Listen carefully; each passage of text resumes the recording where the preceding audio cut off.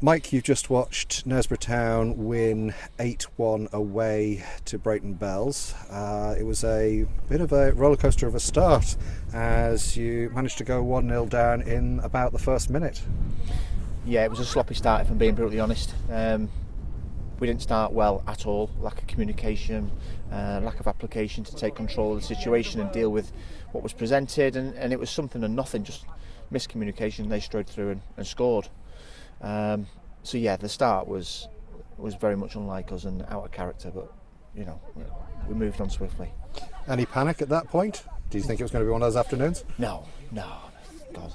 Early goals are always nice, but the game's 90 minutes, 96, whatever you want to call it, but there was no panic. It was just how we reacted from that, and you could tell that we were just like looking around at each other going, oh dear, let's start again. So no, there's no panic at all. So it was 4-1 in the first half. You managed to sort of get your noses ahead. How important was that? Oh, it was hugely important.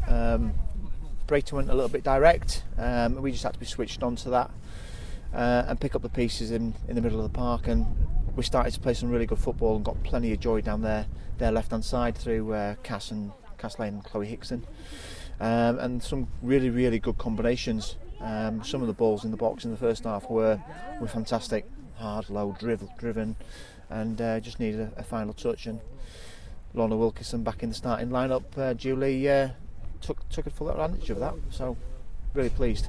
Once you started to score goals, it seems as though the whole team relaxed and started to play some of the shapes that you are putting in place on Thursday nights during training. Yeah, they're very capable of doing it. They've just got to be calm and see the pictures and do it a bit more, because even though we scored 4, there were times where we still looked to force it when we didn't need to. We were in full control of the game, and that's where you've really got to then move the opponents to create the spaces and have confidence in the patterns that we do in training. We're doing week in, week out, so there's no excuses. It's just taking responsibility of that and understanding where we want the ball and how we want it delivered. But 4-1 at half time was a great response from the side. In the second half, obviously, you've ended up 8-1. Just a slight concern with Lydia going down right at the full-time whistle, what looks like somewhere near the hamstring. Yeah, I think Lydia coming off with a hamstring injury was... For those listening, that's Lydia being helped up the pitch by... it's Emily and the leadership team of Emily and Sarah. So looking from behind at the moment and struggling to see as they're lifting her off the ground. But on a serious note, it looked kind of serious with she went down and immediately clutched her hamstring. Yeah, really unfortunate, to be fair, because she's just come back. She's scored one of the goals in the second half, and she just tried to open her legs to get on the sprint, and immediately the hamstring went, and there was obvious pain there, no one around her. It was just one of those injuries that's going to roll her out for a few weeks, I think. But that's the only dampener on an otherwise good performance. And looking at the results, Thackley didn't play today. Their game was called off, I believe, last night. So Knaresborough Town, with that win, go top, having played a game more. Psychologically, it's nice to see us at the top of the table, but we've still got a lot of work to do.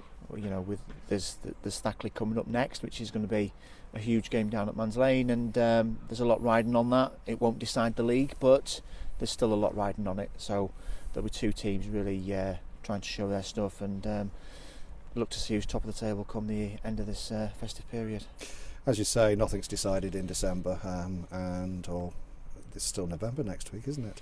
Nothing's decided in November, so it's really just a question of probably a bit of a psychological game as to who comes out on top, or maybe it's no advantage to anybody as it's a draw.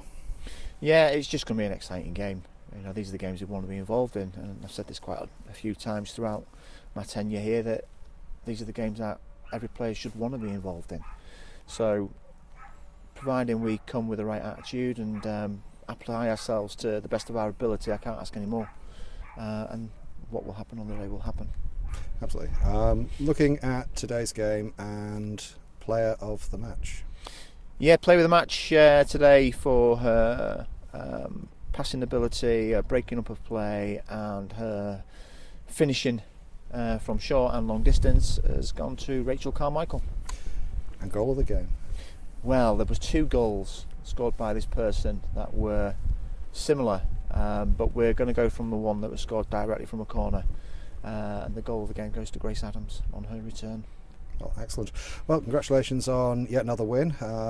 One of these days I'll be saying commiserations on a loss, but may that be a long time from now. But congratulations, and next week Thackley at Manslane 2 p.m. Superb. Thank you.